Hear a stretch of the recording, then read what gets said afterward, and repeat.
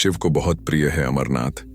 जानिए इसकी पूरी कहानी। पवित्र गुफा में एक ओर मां पार्वती और श्री गणेश के भी अलग से बर्फ से निर्मित प्रतिरूपों के दर्शन किए जा सकते हैं।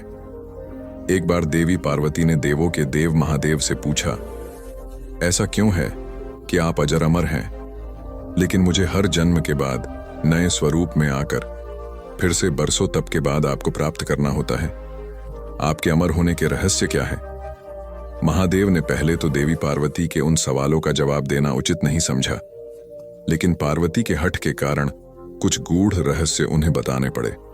शिव महापुराण में मृत्यु से लेकर अजर अमर तक के कई प्रसंग हैं, जिनमें एक साधना से जुड़ी अमर कथा बड़ी रोचक है, जिसे भक्तजन अमृत की कथा के रूप में जानते हैं। हर वर्ष हिम के आलय हिमालय में अमरनाथ, कैलाश और मानसरोवर तीर्थ स्थलों में लाखों श्रद्धालु पहुंचते हैं। सैकड़ों किम्मी की पैदल यात्रा करते हैं। क्यों? यह विश्वास यूं ही नहीं उपजा। पौराणिक मान्यताओं के अनुसार अमरनाथ की गुफा ही वह स्थान है जहां भगवान शिव ने पार्वती को अमर होने के गुप्त रहस्य बतलाए थे। उस दौरान उन दो ज्योतियों के अलावा कोई तीसरा प्राणी वहां नहीं था। न महादेव का नंदी और न ही उनका नाग, न सिर पे गंगा और न ही गणपति या फिर कार्तिकेय। नंदी को पहलगाम पर छोड़ा। गुप्त स्थान की तलाश में महादेव ने अपने वाहन नंदी को सबसे पहले छोड़ा।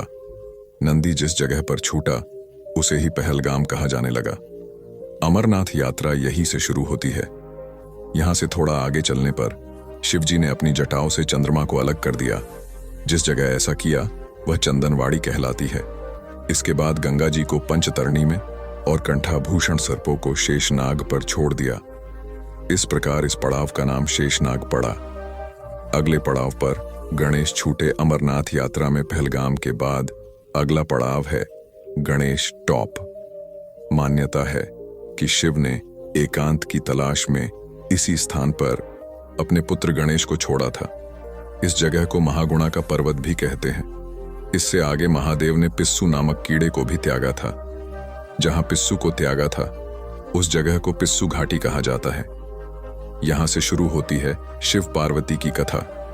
इस प्रकार महादेव ने अपने पीछे जीवनदायिनी पांचों तत्वों को स्वयं से अलग किया। इसके पश्चात पार्वती संग एक गुफा में महादेव ने प्रवेश किया। कोई तीसरा प्राणी यानी कोई व्यक्ति, पशु या पक्षी गुफा के अंदर घुसकर कथा को न सुन सके, इसलिए उन्होंने चारों ओर अग्नि प्रज्वलित कर दी। फिर महादेव ने जीवन के गूढ़ रहस्य की कथा शुरू कर दी। कथा सुनते हुए सो गई पार्वती। कबूतरों ने सुनी। कहा जाता है कि कथा सुनते सुनते देवी पार्वती को नींद आ गई। महादेव को यह पता नहीं चला, वह सुनाते रहे। उस समय दो सफेद कबूतर कथा सुन रहे थे और बीच बीच में गूगू की आवाज निकाल रहे थे। महादेव को लगा कि पार्वती सुन रही है। दोनों कबूतर सुनते रहे। कथा समाप्त होने पर महादेव का ध्यान पार्वती पर गया तो उन्हें पता चला कि वे तो सो रही हैं। तो कथा सुन कौन रहा था? उनकी दृष्टि तब उन कबूतरों पर पड़ी तो महादेव को क्रोध आ गया। वही कबूतर का जोड़ा उनकी शरण में आ गया और बोला, भगवान, हमने आपसे अमर कथा सुनी है। यदि आप हमें मार देंगे तो यह कथा झूठी हो जाएगी। इस पर महादेव ने उन्हें वर दिया कि तुम सदैव इस स्थान पर शिव व पार्वती के प्रतीक की तरह निवास करोगे।